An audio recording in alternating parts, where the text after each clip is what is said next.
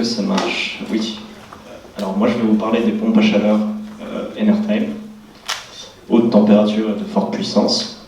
Alors pour commencer, c'est quoi une pompe à chaleur? Une pompe à chaleur, c'est une machine frigorifique où un réfrigérant s'évapore en absorbant la chaleur d'une source froide qui est donc refroidie.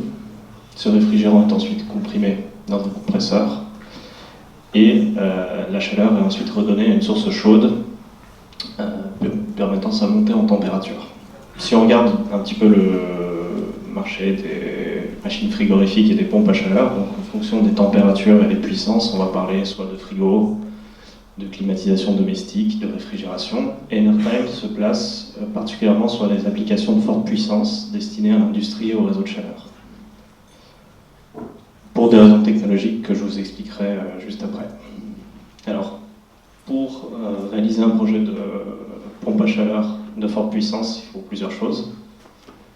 Il faut tout d'abord une ressource, donc, la source froide qui va être refroidie, qui peut être soit de la chaleur fatale industrielle, donc typiquement des refroidissements de procédés, de la condensation de fumée, l'utilisation même de vapeur basse pression en sortie de turbine à vapeur. Donc, je vais vous présenter à la fin notre première machine qui a été installée l'année dernière sur l'incinérateur du Mans, qui permet justement de récupérer la vapeur basse pression en sortie de turbine à vapeur. Les pompes à chaleur aussi de forte puissance peuvent utiliser des eaux grises, donc typiquement des eaux de sortie de stations d'épuration, de l'eau douce, voire de l'eau de mer, ou un réseau de froid. On parlera alors de thermofrigopompe, où d'un côté un réseau de froid est refroidi, de l'eau de chaleur, et de l'autre côté un réseau de chaleur à chauffer. Alors, ces pompes à chaleur s'appliquent principalement aux industries de forte puissance et aux réseaux de chaleur, mais on va dire l'existence d'une source et d'un besoin ne sont pas toujours suffisants. Il faut également que ces sources soient proches l'une de l'autre. Donc typiquement sur une usine, si une source est à 500 mètres d'un besoin de chaleur, il y aura quelques difficultés à mettre en place ce type de projet. Une chose qui est également extrêmement importante pour les pompes à chaleur sont ses performances et on va dire, le rapport de prix entre l'électricité et la chaleur, donc typiquement le gaz. C'est-à-dire qu'une pompe à chaleur, donc il y a plusieurs façons de produire la chaleur. Une pompe à chaleur va utiliser une unité d'électricité pour créer 3 ou 4 unités de chaleur.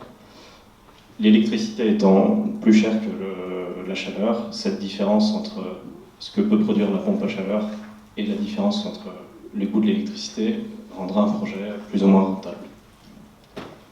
Sur ce graphique, en bas, on peut voir la température de la source froide, et sur le côté gauche, la température de la chaleur. Enertime se place principalement sur un marché où les ressources sont abondantes, donc typiquement à 20-25 degrés qui sont refroidis jusqu'à 5 ou 10 degrés, et qui permettent d'alimenter des réseaux de chaleur de 60 à 90 degrés. Enertime fait des pompes à chaleur en utilisant des compresseurs centrifuges qui, à chaque étage, permettent de rehausser la température de 30 à 45 degrés. Et donc sur ces applications-là, avec une différence de température de 60-90 degrés, on parlera souvent de machines biétagées utilisant 2 compresseurs centrifuges. Comme je vous expliquais, si par exemple l'électricité coûte 60 €, la chaleur coûte 30, on aura un rapport de 2 entre les deux vecteurs. Si une pompe à chaleur a un COP de 4, cette différence entre 60 et 30 € et la production de la pompe à chaleur permettra de dégager des importants bénéfices entre les deux. Donc, plus la différence de température entre les sources est élevée, plus les performances sont faibles de la machine. Et on cherchera alors à optimiser au maximum les machines pour augmenter la rentabilité des projets. Alors, Enertime propose justement des machines sur mesure qui sont pertinentes là où des solutions standards qui montent à 60-70 degrés ne s'appliquent pas.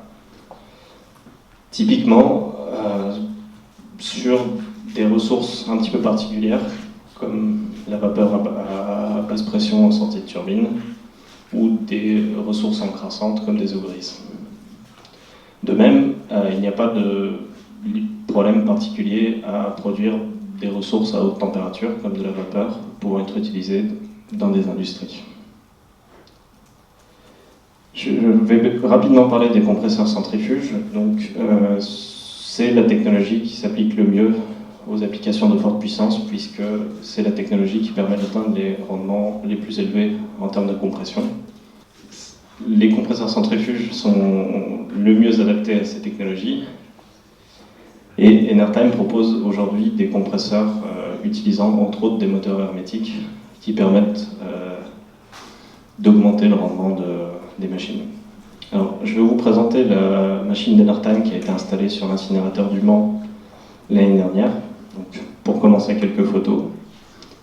Et je vais vous parler de l'application. Donc, en hiver, une grosse partie de la vapeur de la turbine à vapeur de l'incinérateur est utilisée pour chauffer la ville du Mans. Pour augmenter cette puissance thermique délivrée par l'incinérateur, le client a voulu utiliser une pompe à chaleur qui permet de valoriser la vapeur basse pression en déviant cette vapeur des aérocondenseurs. Et cette vapeur-là est directement condensée dans les vapocondenseurs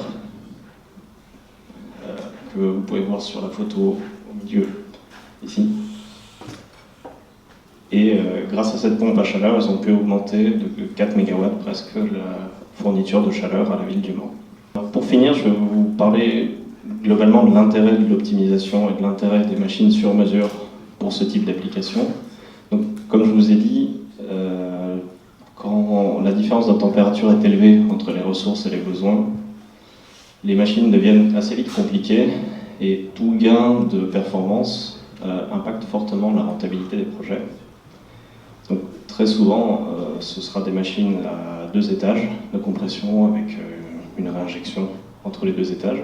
Enertime, sur ces applications, visera à maximiser le cycle, donc ne pas avoir une solution standard qui est ce qu'elle est, mais de bien adapter au niveau de température et aux puissances des clients.